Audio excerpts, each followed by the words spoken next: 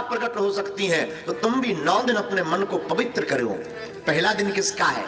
प्रथमम शैलपुत्री चा, मां शैलपुत्री का पहला दिन है। और पहले दिन शैलपुत्री माता की जो साधना करता है, वो जो कामना करता है उससे प्राप्त होती है। दूसरे दिन किसकी पूजा? दूसरे दिन मां ब्रह्मचारिणी की पूजा। ब्रह्मचारिणी की पूजा करने वाले साधक को शांति मिलती है। तीसरे दिन किसकी पूजा होती है? आज तीसरा दिन था। आज के दिन मां चंद्र घंटा की पूजा होती है। जो भी चंद्र घंटा की पूजा करता है, मां के मस्तक पर चंद्रमा है। चंद्रमा मन का देवता है, मन की स्थिरता होती है। चौथे दिन किसकी पूजा होती है? चौथे दिन होती है कूष्मांडा माता की पूजा। कूष्मांडा माता की पूजा करने से क्या होता?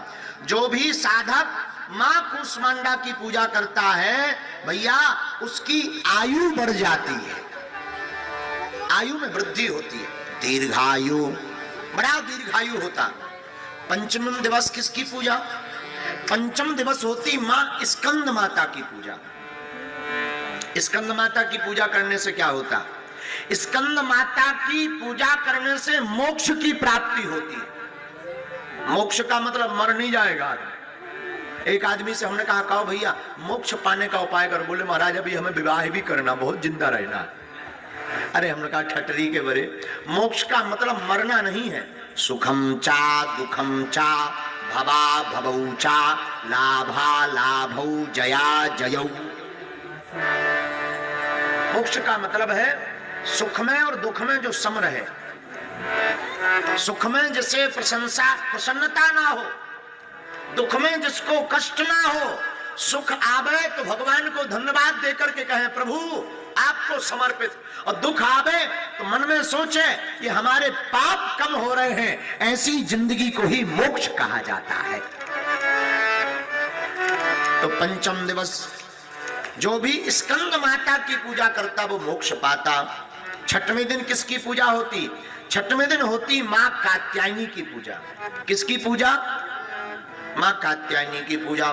कात्यायनी माता की पूजा करने वालों को 2 प्रकार से लाभ मिलता, धर्म अर्थ काम मोक्ष, ये चारों पुरुषार्थ मिलते। लेकिन कात्यायनी माता की पूजा करने वाले साधक को एक और लाभ मिलता, जिसका विवाह ना हो रहा हो।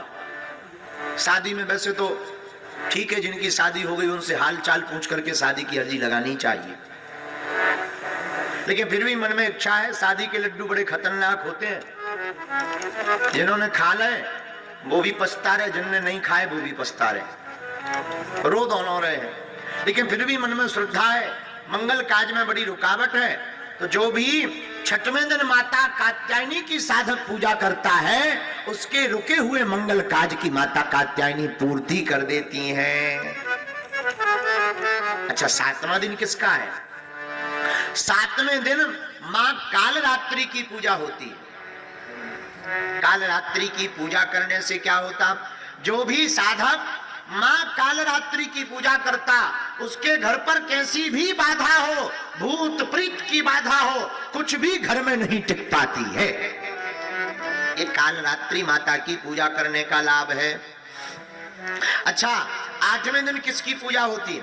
अष्टम दिवस महागौरी की पूजा होती है। महागौरी की पूजा करने से क्या होते? 2 लाभ। एक तो धन का लाभ होता, दूसरा रूप का लाभ होता। आकर्षण जिसे प्राप्त करना हो वो महागौरी की पूजा करें। और 9वें दिवस किसकी पूजा होती? 9वें दिन माता सिद्धदात्री की पूजा होती। सिद्धदात्री की पूजा करने वाले साधक को क्या मिलता? सिद्धदात्री की पूजा करने वाले साधक को रिद्धियां और